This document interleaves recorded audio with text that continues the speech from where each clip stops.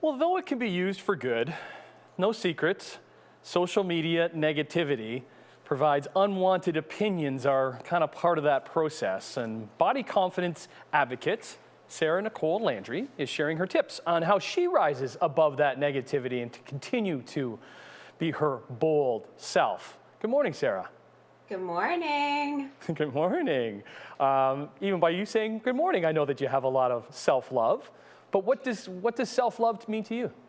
You know, it is so different for everyone. And I find we're very good at paying attention to how love works in relationships with other people.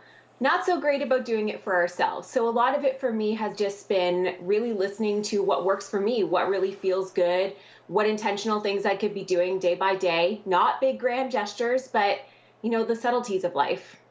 So kids, I don't want to be like kids these days, but kids these days use these a lot, right? Yeah, I've got 4 of them, so I know. You have 4 of them. Oh my goodness. So I okay, have 4 kids, yeah. Oh, sorry. You have 4 kids. I thought you had just 4 cell Not four phones. phones.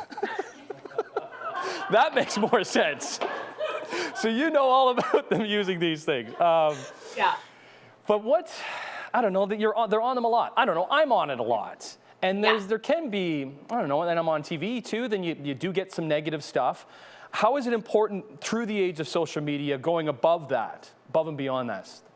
Yeah, I mean, there's a couple different things because if you think about it, our negative body image or a lack of self-confidence or self-love isn't something new with social media. It's just a new medium for it, right? It's a new medium to kind of challenge it or create new narratives. So I talk to my kids the same way I would talk to them about forming relationships at school, being very cognizant of when things aren't feeling good and being able to create healthy boundaries because I can't always control how much they're, on their phones, especially when they're out of my reach and what they're doing in the world. But I can kind of teach them those tools and ultimately make our home a place that we don't talk about diet culture, we don't talk about negative body image, and we talk about other things. The focus being that we are more than our bodies and we are more than what we look like. Mm-hmm. Well, that's a good point about not knowing what they're doing on their phone, on social media. So how do you avoid those negative spots in various parts of our world, including social media?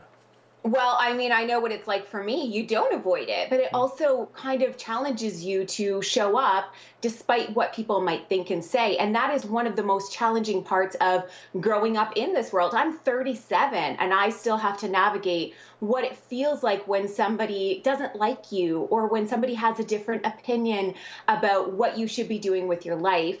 And I think ultimately as a person, really sidelined myself from doing a lot of really great things with my life because I felt like I wasn't worthy of it until I was this, that, or the other. So I try and just instill those same types of messages with my kids and let them know that everybody's going to have something to say, but that doesn't mean that they need to be writing the story for you. Ultimately, you are the narrator and the creator and author of your own life. So don't let somebody else write it for you. Are you at the point where your kids are listening to you? We only have a minute left. But I love them too. Who knows? Yeah.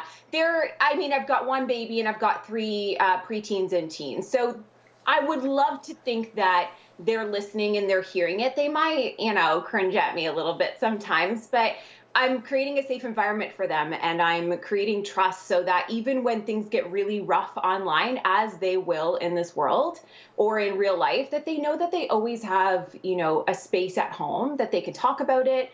We can be open about it. We don't just shut it down because there's also toxic positivity, right? If somebody's struggling, I don't want to say to them, you shouldn't feel that way. Just get over it, smile, and carry on. Let's talk about our feelings a little bit too. Let's acknowledge that these things are really hard. And then let's bring ourselves back into our why and how we're going to show up today. Wonderful chat. Sarah Nicole Landry with the importance of self-love. Thank you so much. Have a great day. You too. Bye.